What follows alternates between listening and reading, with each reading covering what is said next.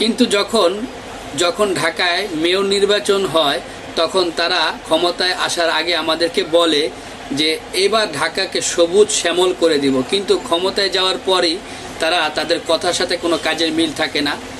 এই হচ্ছে আমাদের বাংলাদেশের রাজনীতি, এই হচ্ছে আমাদের যারা ক্ষমতায় আসে বা যায় তাদের অবস্থা। এখন আমরা সাধারণ মানুষ কি করতে পারি? আমরা তো আসলে চাইলেই সব কিছু করতে পারি না, হয়তো নিজে একটু সচেতন হতে পারি, তাছাড়া সব কিছু তো আমাদের হাতে না, প্রশাসনের হাতে থাকে বা যারা ক্ষমতায় থাকে তাদের হাতে থাকে। আমি এখন সরাসরি আর্টিফিশিয়াল ইন্টেলিজেন্ট এআই এর সাথে কথা বলবো। ভিডিওটা অত্যন্ত গুরুত্বপূর্ণ। বাংলাদেশের বর্তমান, অতীত এবং ভবিষ্যৎ প্রেক্ষাপট নিয়ে আলোচনা করব। আশা করি ভিডিওটা সম্পূর্ণ দেখবেন এবং শেয়ার করে অন্যকে দেখার সুযোগ করে দেবেন। হাই এআই, তুমি কেমন আছো? আমি ভালো আছি, ধন্যবাদ। তুমি কেমন আছো? জি, আমি ভালো আছি, আলহামদুলিল্লাহ। আমি তোমার সাথে আজকে আমার দেশের বাংলাদেশ সম্পর্কে কিছু তথ্য, কিছু কথা তোমার থেকে জানতে চাই। তুমি কি আমাকে হেল্প করবে? অবশ্যই, আমি খুশি হব তোমাকে সাহায্য করতে। আচ্ছা, কোন তথ্যগুলো জানতে? হ্যাঁ, আমি প্রথমে যেই তথ্যটা জানতে চাচ্ছি সেটা হচ্ছে বাংলাদেশে যে দুর্নীতির মাত্রাটা সেটা অনেক বেশি, অনেক বেশি। ক্ষমতায় যেই আসুক না কেন, এই দুর্নীতি করার কারণে বাংলাদেশের জনগণ অন্য দেশ থেকে অনেক পিছিয়ে যাচ্ছে। এটা সমাধান কিভাবে করা যায়? তুমি একটু আমাকে হেল্প করো। দুর্নীতি একটি গুরুতর সমস্যা এবং এটি সমাধানের জন্য অনেক কার্যকর পদক্ষেপ নিতে হবে। প্রথমত, সরকার ও আইন প্রণেতাদের কঠিন পদক্ষেপ নেওয়া দরকার যাতে দুর্নীতি প্রতিরোধ করা যায়। দ্বিতীয়ত, নাগরিকদের সচেতনতা বৃদ্ধি এবং তাদের অধিকার সম্পর্কে অবগত করা জরুরি। এছাড়াও স্বচ্ছতা ও জবাবদিহিতা নিশ্চিত করতে টেকনোলজি ও তথ্য প্রযুক্তি ব্যবহার করা যেতে পারে। ও আচ্ছা, আমি গত পরশুদিন একটা নিউজ দেখলাম, সেখানে দেখলাম বাঁশের সাক্ষ্য, সেইটা বানাতে 5 কোটি টাকা খরচ হয়েছে এবং সেই টাকা সরকারি ফান্ড থেকে যারা টেন্ডার করেছে তাদেরকে অলরেডি দিয়ে দেওয়া হয়েছে।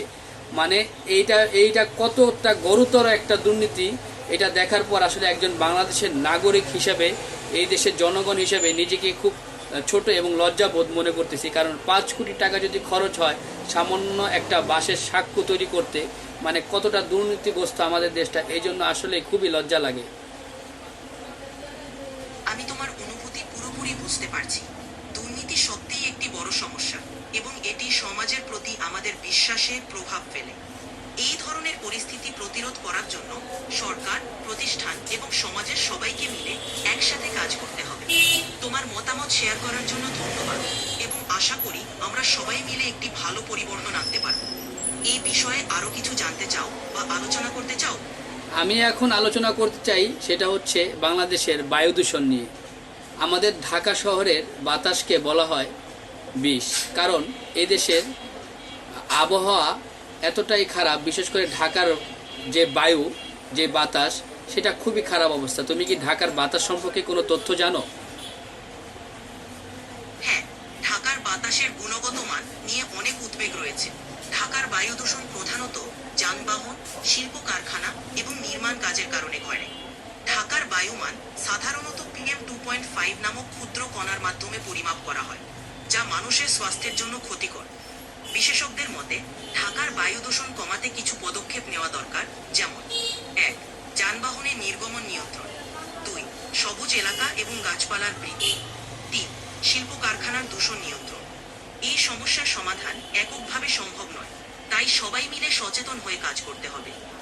কিন্তু যখন যখন ঢাকায় মেয়র নির্বাচন হয় তখন তারা ক্ষমতায় আসার আগে আমাদেরকে বলে যে এবার ঢাকাকে সবুজ শ্যামল করে দিব, কিন্তু ক্ষমতায় যাওয়ার পরই তারা তাদের কথার সাথে কোনো কাজের মিল থাকে না।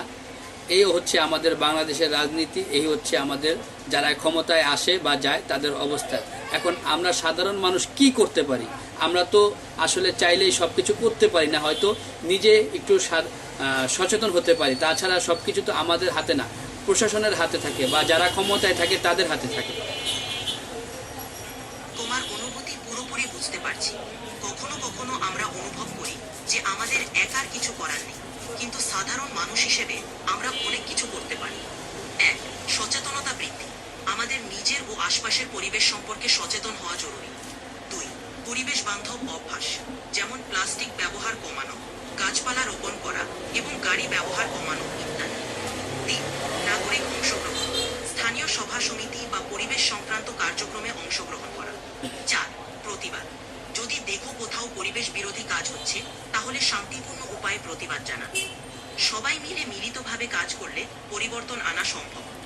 আচ্ছা, যেসব মেয়র মানে ঢাকার যে মেয়ররা আসে, তারা যে নির্বাচনের আগে এক কথা বলে, নির্বাচনের পরে আরেক কথা বলে, তাদেরকে কি শাস্তি দেওয়া উচিত? এটি একটি জটিল প্রশ্ন এবং উত্তরটি নির্ভর করে বিভিন্ন দিকের উপর। সাধারণভাবে নির্বাচিত কর্মকর্তাদের প্রতিশ্রুতি পূরণ না করার জন্য তাদের জবাবদিহিতা নিশ্চিত করা গুরুত্বপূর্ণ। একটি ব্যবস্থা থাকতে পারে, যেমন জনগণের প্রত্যাশা। জনগণ ভোটদানের মাধ্যমে তাদের প্রতিনিধিদের জবাবদিহিতার জন্য প্রভাবিত করতে পারে। আমরা বাংলাদেশের মানুষ, 1 মিনিট, আমরা তো বাংলাদেশের মানুষ গত 15 বছর ভোট দিতেই পারি নাই। মানে আমাদের যাকে পছন্দ তাকে ভোট দিতে পারি নাই। ভোটের আগেই নির্বাচন হয়ে গেছে এবং প্রার্থী নির্বাচিত হয়ে গেছে। আমি বুঝতে পারছি তুমি কিভাবে অনুভব করছো। নির্বাচনী প্রক্রিয়া এবং গণতন্ত্রের মান উন্নয়ন একটি গুরুত্বপূর্ণ বিষয়। সব নাগরিকের জন্য একটি সুষ্ঠু এবং সুবিচারপূর্ণ নির্বাচন প্রয়োজন। তুমি যদি মনে করো যে নির্বাচন প্রক্রিয়ায় কোনো সমস্যা আছে, তাহলে তুমি তোমার মতামত শেয়ার করতে পারো এবং একটি ইতিবাচক পরিবর্তন আনার জন্য নাগরিক হিসেবে ভূমিকা রাখতে পারো। পরিবর্তন আনার জন্য আমাদের সবাইকে মিলে কাজ করতে হবে, যাতে গণতন্ত্রের প্রতি আমাদের আস্থা বৃদ্ধি পায়। আচ্ছা, ঠিক আছে, আমি তোমার সাথে আবার আসতেছি কিছুক্ষণ পরে কথা বলতে। হ্যাঁ, ধন্যবাদ তোমাকে। তুমি যখনই কথা বলতে চাও, আমি এখানে আছি। ভালো থাকো। ঠিক আছে।